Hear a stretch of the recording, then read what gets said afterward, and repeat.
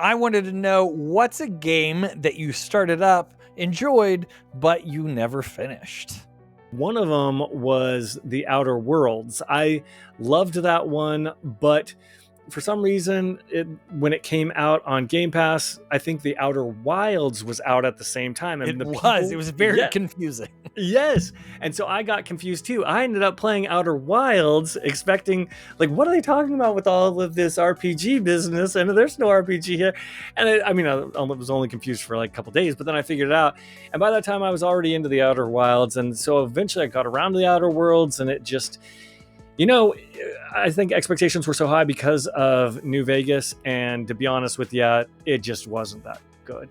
My first one is Prey. If you haven't played Prey, Prey is an incredible game. I've played it multiple times. The whole conceit really is that there's some aliens that can mimic different items in the environment, so you kind of have to watch out a lot of the time. Different guns are able to do things. One of your guns sprays this like moldy stuff that you can climb on, this like foam that solidifies, allows you to get to different places. It's a really fantastic game, a lot of fun, that I tried multiple times, and I just got distracted by something, and I've never finished it. So sadly, I have no idea how that game ends. I had the exact same experience, and that game will make you poop your pants with its like the scary, super scary. Yeah, lots of jump scares coming at you. My other one was Outlast 2. Now I loved Outlast Trials now, and I still play Outlast Trial, but the single player games, Outlast and then Outlast 2, they're super scary, super fun. And unfortunately, I got about halfway through Outlast 2, and then I got kind of stuck in a level, and I loved it, and I was like, oh, I'll come back and figure it out, and then I didn't. My second one is Hogwarts Legacy, another really fun game that I did not think I was going to like, actually. I thought, how are they going to replicate this? Got into it. It turns out that I loved it.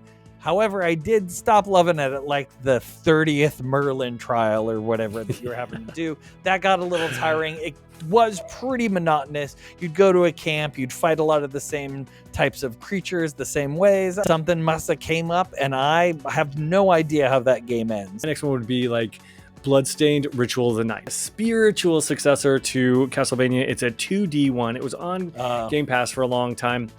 And it has leveling up and XP, and it's I think it's made by some of the original people from Castlevania, and it really, it is super huge, super fantastic, so amazing. And some reason I just put it down, and when I tried to come back to it, I just couldn't get the controls, and it was so punishing. I got pretty close to the end. I think there was like a fake end. I don't know. And then I was just like, I couldn't do it. But man, oh man, I'm ready for a sequel, and I didn't even finish the first one. One more for us, Metaphor ReFantazio. Played all the way through on the hardest difficulty, got to the last boss, and it ended up being like an hour and 15-minute fight with multiple variations of the boss coming through, and I died at some point, and it sent me back to the very beginning of the fight. If it would have sent me to the beginning of the second stage of the fight, I would have continued on, but man, giving me another hour and a half, hour and 15 minutes to look forward to a fighting that same guy again, I was not interested. I put it down, haven't picked it up since. So sorry Metaphor, I didn't finish. Yeah.